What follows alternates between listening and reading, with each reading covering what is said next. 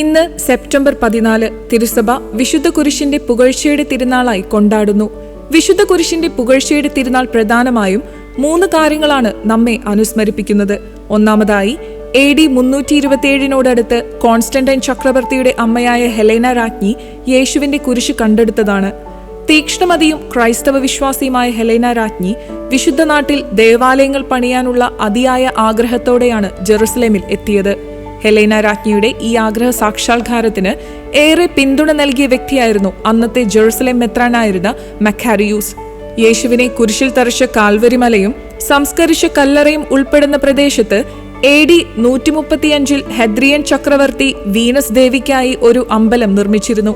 ആ അമ്പലം തകർത്ത് അവിടെ പരിശോധന നടത്തിയ ഹെലേന രാജ്ഞി യേശുവിനെ തറച്ച കാൽവരി മലയോട് ചേർന്ന് പാറ തകർത്തപ്പോൾ ഉണ്ടായ ഒരു കുഴിയിൽ മാലിന്യങ്ങൾ നിക്ഷേപിച്ചിരുന്നതായും ആ മാലിന്യങ്ങൾക്കിടയിൽ കുറ്റവാളികളെ ശിക്ഷിക്കാനായി ഉപയോഗിച്ചിരുന്ന പല കുരിശുകളും കണ്ടെത്താനിടയായി.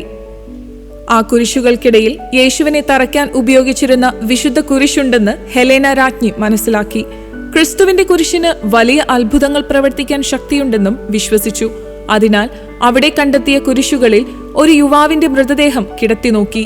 യേശു മരിച്ച കുരിശിൽ കിടത്തിയപ്പോൾ ആ മൃതശരീരം ജീവനുള്ളതായി മാറിയെന്ന് ജെറുസലേമിലെ ആദിമ ക്രൈസ്തവ പാരമ്പര്യം സാക്ഷ്യപ്പെടുത്തുന്നു.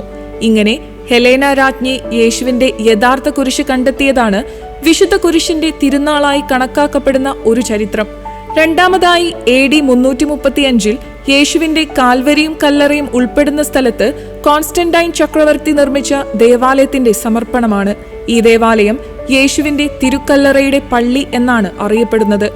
പേർഷ്യക്കാർ AD 614 ജെറുസലേം ആക്രമിച്ച് കീഴടക്കി ബലപ്രയോഗത്തിലൂടെ എടുത്തുകൊണ്ടുപോയ യേശുവിന്റെ വിശുദ്ധ കുരിശ് AD 629 ഹെറാക്ലിയസ് ചക്രവർത്തി വീണ്ടെടുത്ത് ജെറുസലേമിലേക്ക് തിരിച്ചു കൊണ്ടുവരുന്നതാണ് ഈ തിരുനാളിന്റെ 3ാമത്തെ ചരിത്രമായി കണക്കാക്കപ്പെടുന്നത്.